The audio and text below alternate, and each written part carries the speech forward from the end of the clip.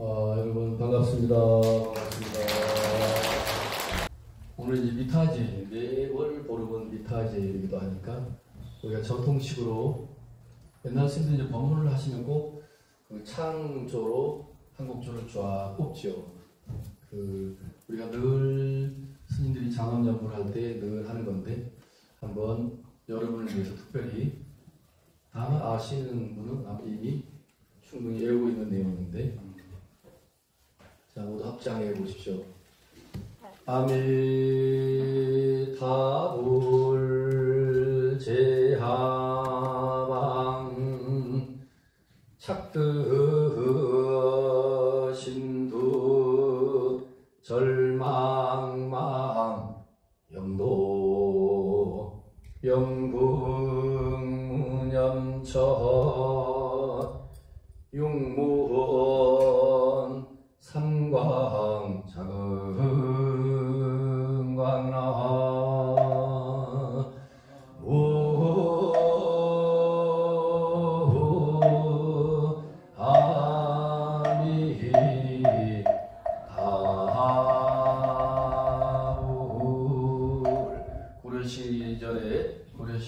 고려시대 거의 끝 고려 말에 그 유명한 나홍 스님이 지은 명법문입니다. 하도 유명해서 대한민국의 모든 스님들이 다 암송하고 있는 내용이기도 합니다.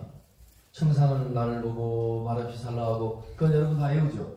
그것도 나홍 스님 말씀인데 쉽게 되어 있는 거고, 지금 소개한 거는 아미타불과 관련돼서 미타지일이니까 아미타불 제하방 나무 아미타불 아미타 부처님, 우리가 늘 앉아나서나 가나오나 아미타불 연불 기도하는 사람들은 주로 관세음보살 또는 나무 아미타불 연불을 많이 하는데, 나홍 스님 법문입니다. 아미타불 우리가 끝없이 1년 10년 죽을 때까지 부르고 또 부르는데, 도대체 아미타 부처님이 제하방 어느 곳에 계시는고? 자, 따라하십니다. 아미타 부처님, 아미타 부처님, 아미타 부처님이시여, 당신은 어디 계시나이까? 아미타 부처님 부르고 또 부르고 끝없이 부를 때 부르는 자신도 잊어버리고 아미타불도 텅 빌 때 눈과 귀와 코와 혀와 몸과 내 마음에서 아미타 부처님의 대광명이 쏟아진다. 기가 막힌 법문입니다. 아미타 부처님이 어디 계시느냐? 부르고 불러도 우리가 한 번도 본 적이 없으니 도대체 어디 계실까?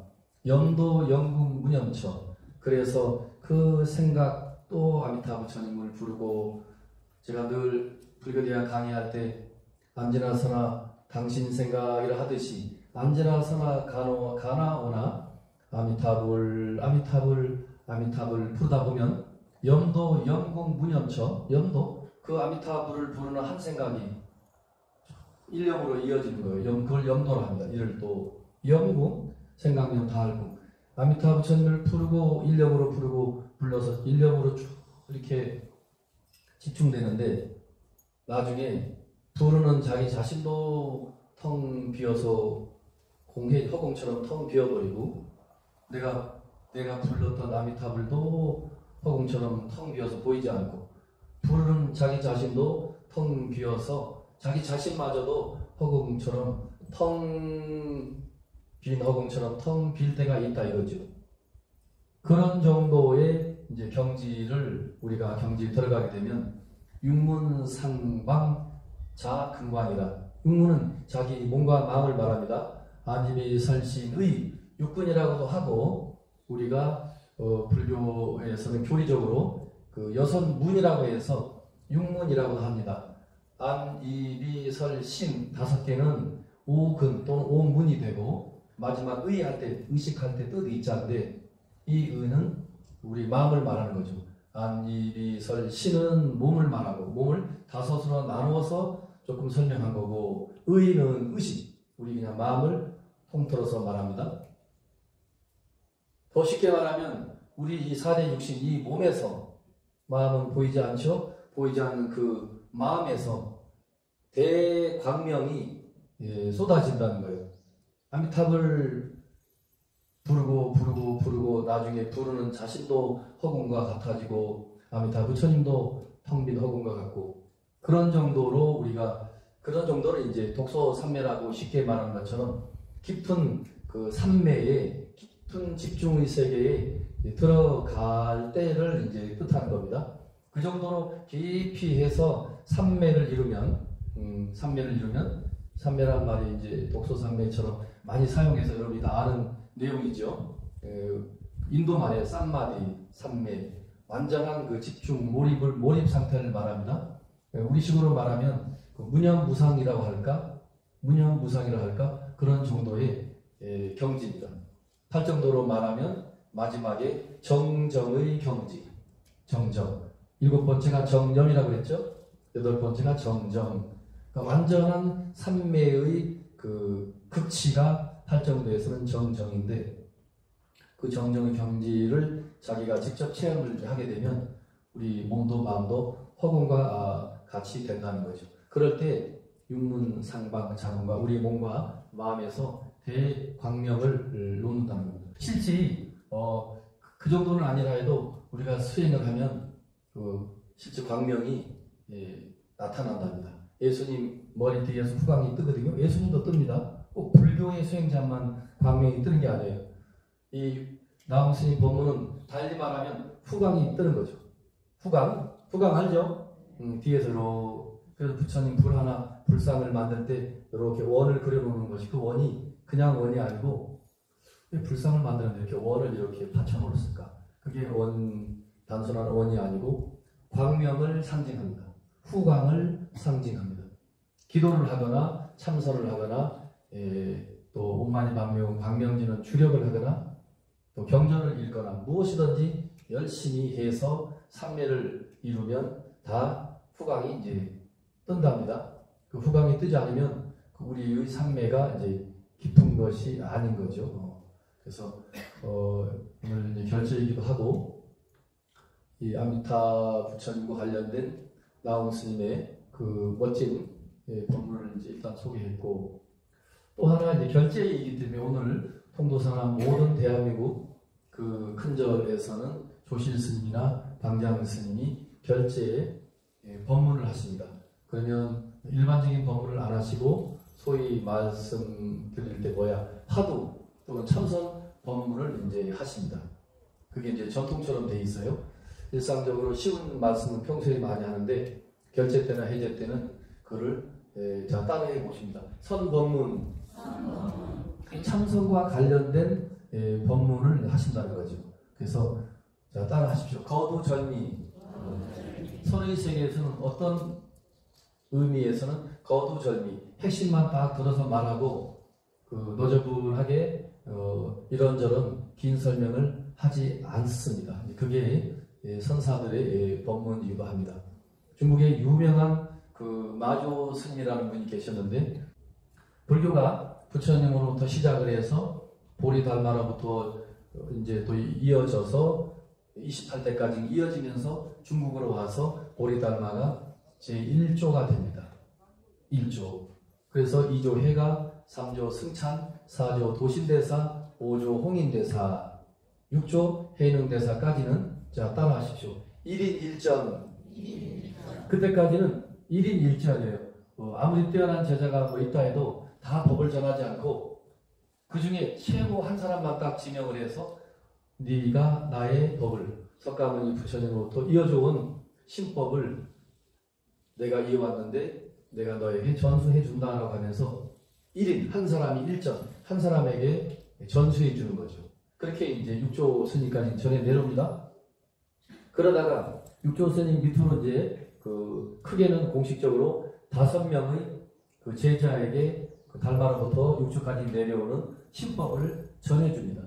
들어보셨죠? 그래서 남학 따라하세요. 남학회양, 청원 행사, 영가 현가, 하택 신해, 남양 해충, 또 한 분 누가 있는데 이렇게 해서 5분, 6분 그 이상도 될 수 있지만 공식적으로 육조단경에 등장하는 10대 제자 말고 그거는 육조단경에 등장하는 10대 제자일 뿐이고 어떻게 보면 비밀스럽게 그 5명의 5대 제자에게 육조해능 스님이 법을 전해줍니다. 그래서 크게는 남학회양과 청원 행사 두 제자가 법을 이으면서 청원 행사 스님은 석두 시천이라는 아주 기린 같은 뛰어난 수제자를 만나서 법을 전해주고 남학회양은 마주 도일 스님이라는 제자를 만나서 법을 이어줍니다. 그러면 6조가 육조해능이고 7조는 남학회양이 될 거고 8조가 마주 도일이 되는 거예요. 그 다음에 9조가 백장해에 또 그 다음에 10조가 황병 스님, 그 다음에 11조가 이제 이렇게 해서 임재의현 이런 식으로 해서 쭉 이어져서 내려오거든요. 오늘 소개할 분은 그 마주 도일 스님인데 6조, 7조가 남아니니까 8조가 되는 거죠. 8조 중국 1조 달마부터 따지면 굳이 그 맥을 따져서 설명드린다면 마주 도일 선사는 8조가 됩니다. 근데 이 마주 도일 스님 하면 당나라 이제 거의 말기인데 육조해능 스님부터 완전히 이 불교 참선 공부법이 중국 천하를 지배합니다. 그래서 육조단경을 중심으로 해서 이 신법, 마음공부법이 굉장히 이미 중국에는 화엄경, 법화경 해가지고 엄청나게 부처님 경전은 사방팔방으로 퍼져서 요즘 말로 하면 대학교 박사 마냥 화엄하게 박사가 수두룩합니다. 서기 400년대에 천태 지휘천사가 등장해서 이미 어마어마하게 그 교리적으로도 연구가 많이 돼 있어요. 중국의 엄청난 불교가 교리적으로 교합 불교가 엄청나게 꽃피워져 있었는데 달마가 오면서 그거 아니다 이렇게 그거 아니다. 여러분은 책만 외우고 화엄경만 외우고 법화경만 외우고 그렇게 해서는 곤란하겠다.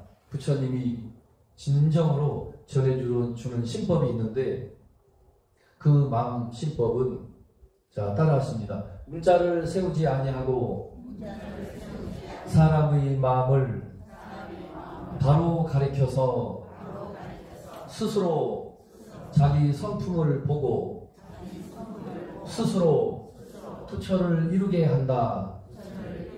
그게 달마스님이 오셔서 그 말씀을 하신 거예요. 불법은 부처님의 진짜 신법은 책이 있는 게 아닙니다.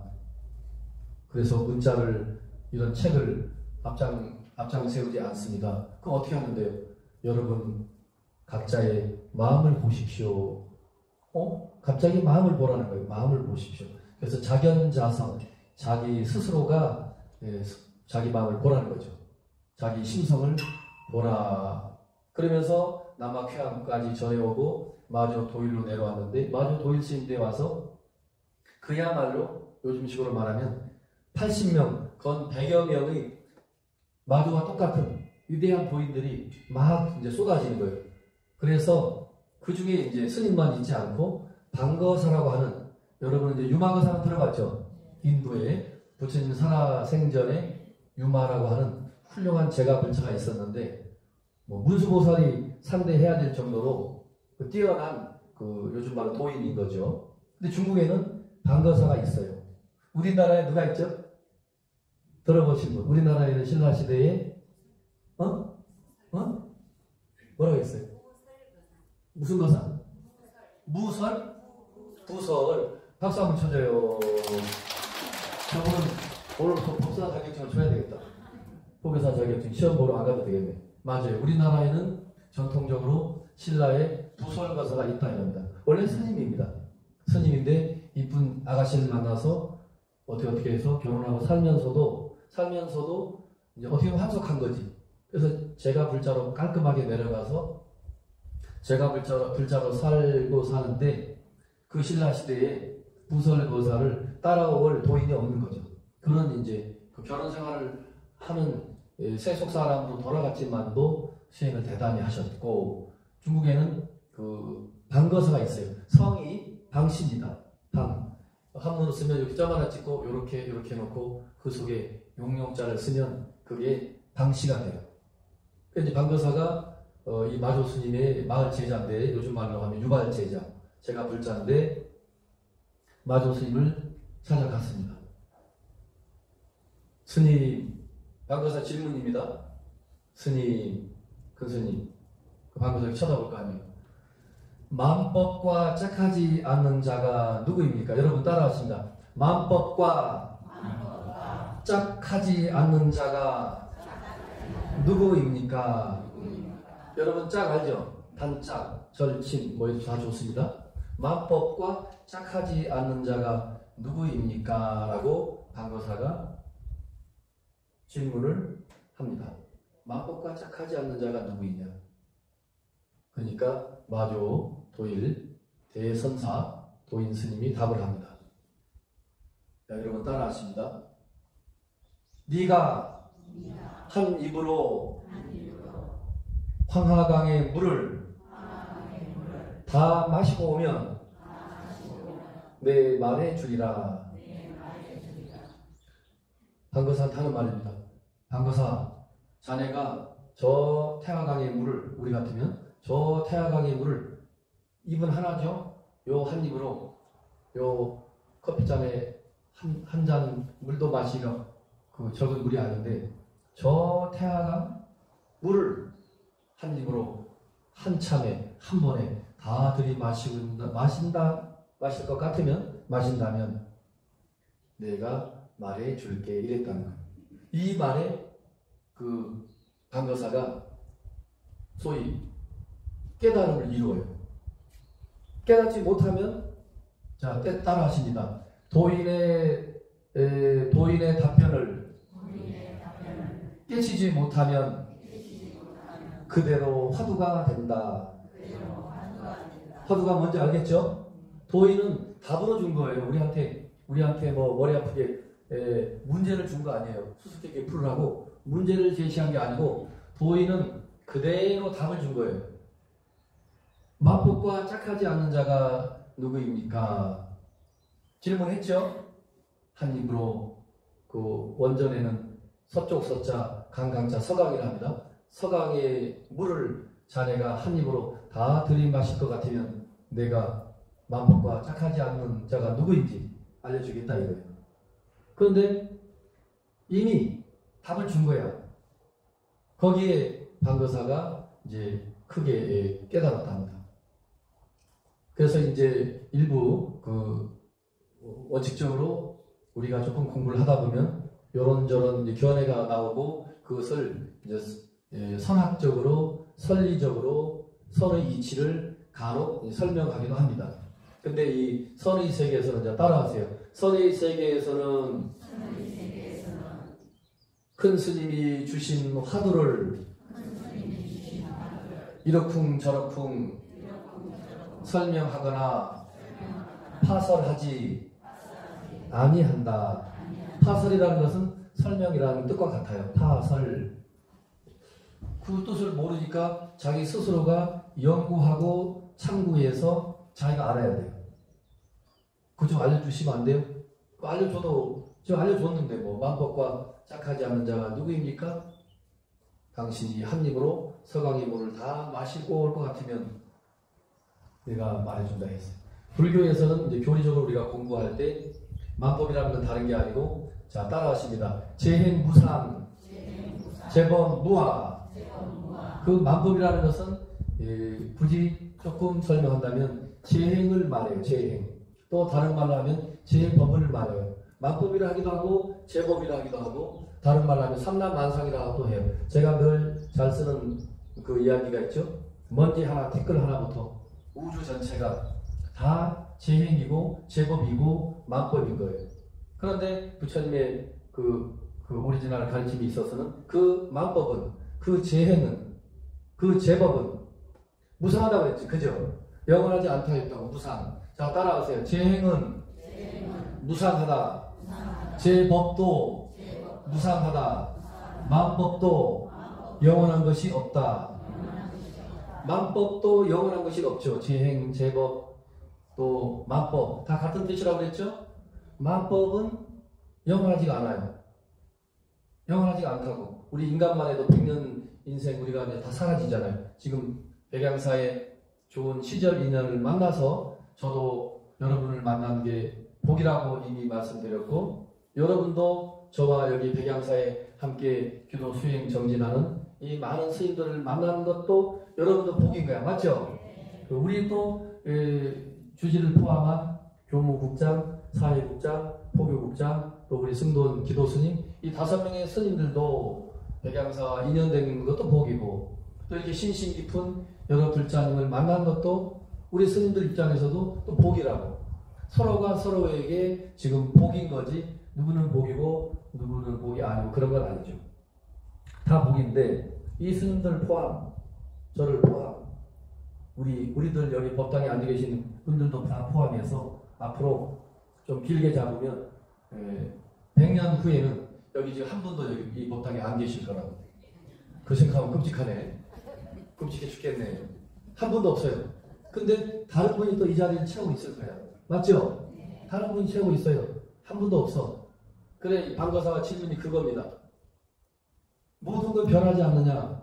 부처님 말씀 제행 무상이라 했다. 만법과 짝하지 않는 자가 누구냐?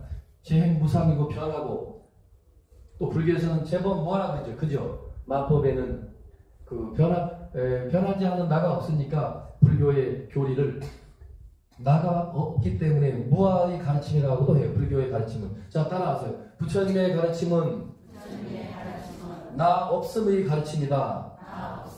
그 무아설을 아주 강조합니다.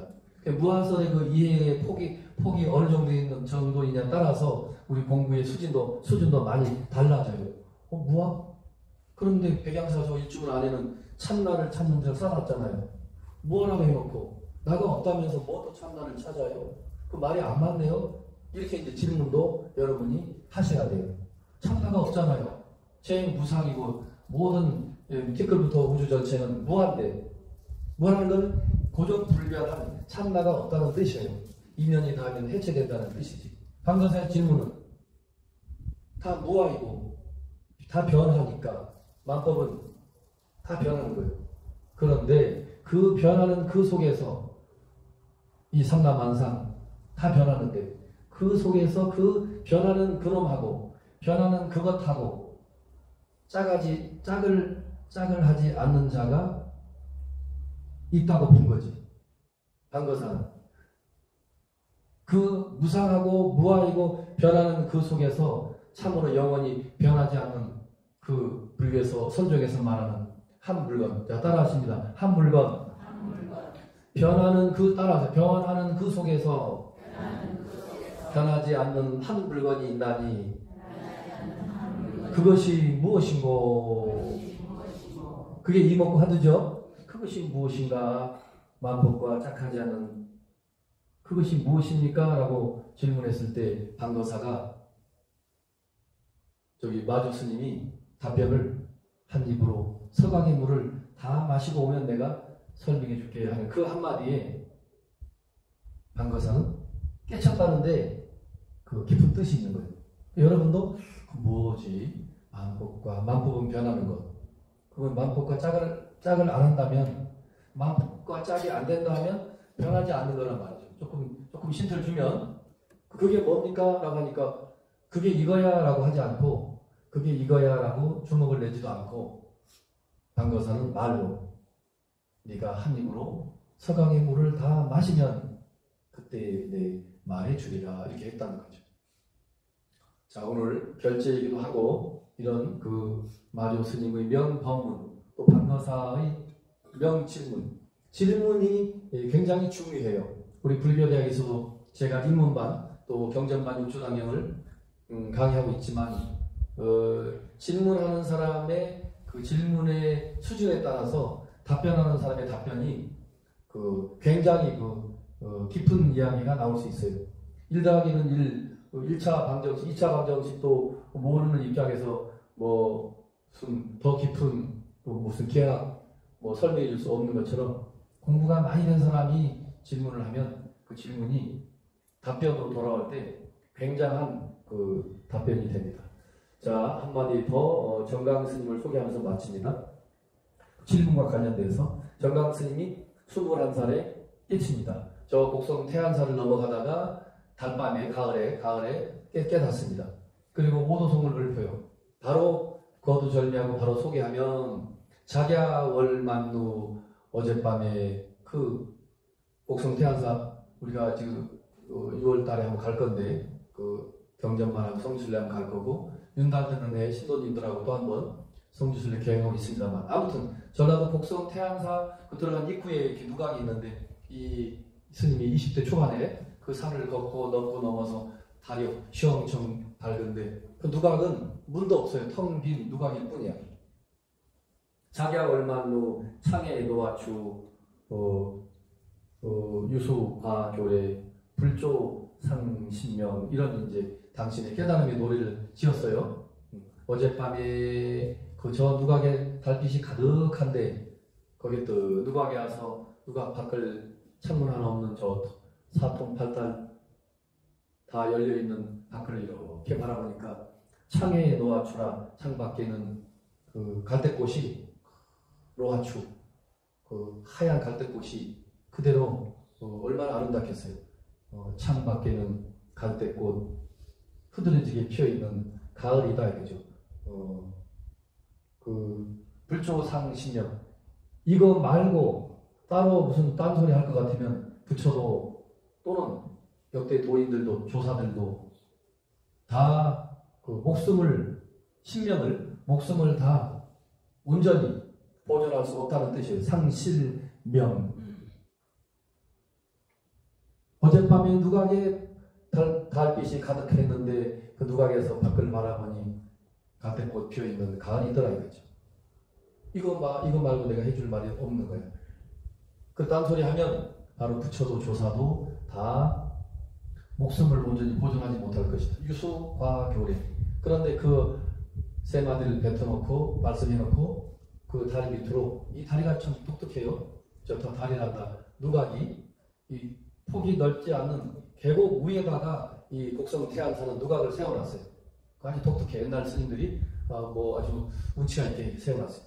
그 누각 밑으로 유수과교례 흐르는 시냇물이 과교례 그 다리 밑을 거쳐서 또 밑으로 하나씩 흘러갈 거 아니에요. 흐르는 시냇물 계곡물이 다리 밑으로 흘러가더라. 이렇게 당신이 오도성을 지었어요. 자, 깨치고 나서 이 스님 저 스님 찾아가는데 저 마곡사 그 논두렁에서 보자마자 삼배를 넙죽하고 큰 스님 근데 이 해봉 스님이 순복을 입고 있는 것도 아니고 마을 사람이랑 똑같고 머리도 기르고 있으니까 이 젊은 수행자가 자기한테 환속한 사람한테 스님 그러는데도 미동도 움직이지 않고 이렇게 쳐다보고 거기 논두렁에서 뭘 하고 계신 거죠. 큰 스님 한 말씀 여쭙겠습니다. 이렇게 한번 보더니 그래 한번 일러보소. 옛날 사람들 스타일로 일러보소. 질문이 얼마나 중요하다는 걸 그걸 일러주고 오늘 법문 마치려는 거예요. 전무후무한 질문을 합니다. 큰 스님. 자, 여러분 따라하세요. 큰 스님. 조주 무자의 뜻 반만 일러주십시오. 우리가 지금 참선반도 조주 무자를 들고 참선하거든요. 마침 여기 배경사 앞에 개 한 마리가 지나가니까 어떤 사람이 스님 저 개한테도 마음이 불성이 있습니까? 중국의 유명한 도인 조주 스님 아니 없다고 했다는 거예요. 그게 화두가 됐어요. 법화경에서 열반경에서 일체 중생은 다 모두 진여 불성을 다 가지고 있다 했는데 본래 뭐하라고 하지만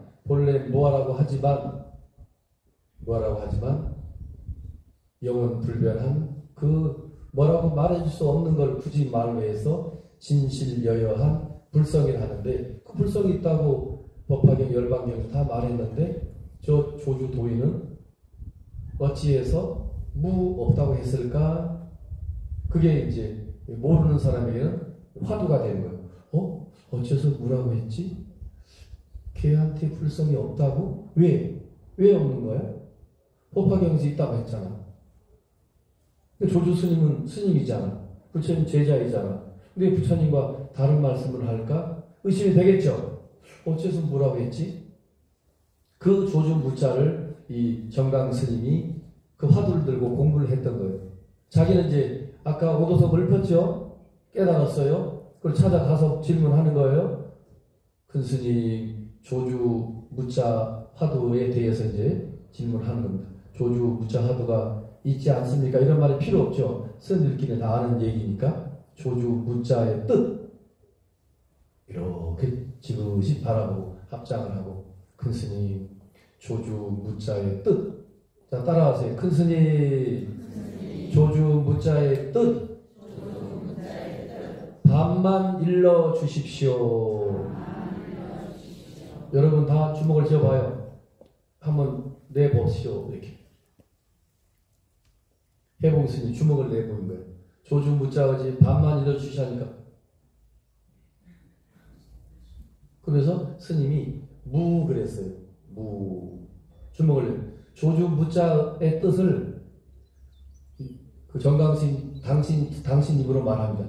지금 생각하면 참 내가 건방졌지.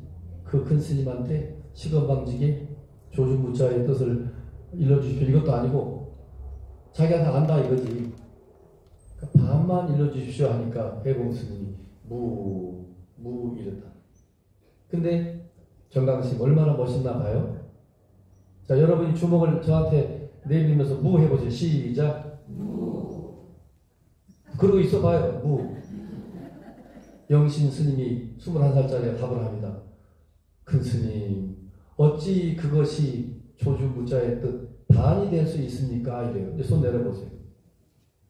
큰 스님이 답을 했죠. 무.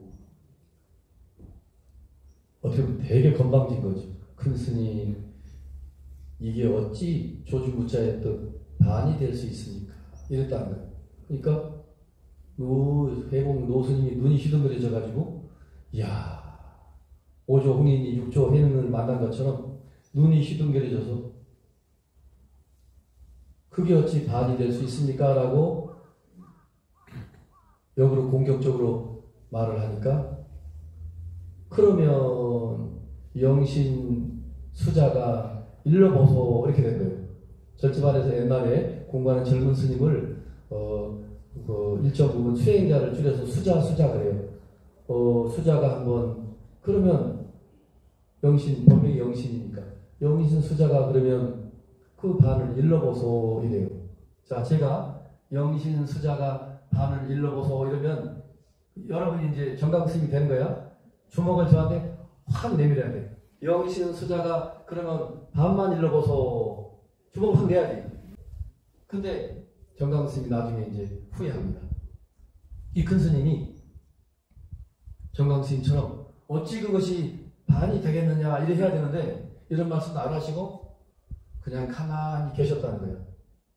그리고 이제 전국의 도인을 한 바퀴 휘젓고 다 만나고 나서 당시 나중에 그 정강 일대기 법문을 하시면서 크게 후회하셔요. 아, 내가 시건방지게 그때 내가 왜 그랬는지 모르겠다. 지금 같으면 그렇게 묻지도 않고 그렇게 답도 안 할 텐데 내가 시건방졌지. 이러면서 거기까지만 당신이 해놓은 말씀이 있어요. 자, 질문이 좋아야 되는 거야. 그죠? 조주무자어지는 반만 일러봐라. 이렇게 말하는 것도 공부를 안 하면 뗄 수가 없고 방가사처럼 마법과 착하지 않는 자가 누구입니까? 이것도 정강스님과 같은 위대한 질문인 거지.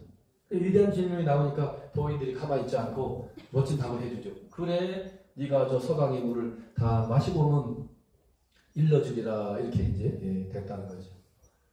자, 요 정도 해놓고 오늘 여러분 결제한 그 결제 기간이기도 하고 모든 사찰들은 또 100일 기도도 합니다. 열심히 기도는 기도대로 열심히 하고 또 우리 이제 응진절에서 백양선언에서 또 정진은 정진대로 열심히 이제 우리가 하게 됩니다. 광명 가피 도량 함월산 백양사. 요즘은 제가 그렇게 이제 모든 봉투에 씁니다. 광명 가피도량 울산 백양사. 정말로 저도 가피를 받았지만 여러분들도 모두 가피를 받았다고 이 스님은 생각합니다. 모두 선물하십시오.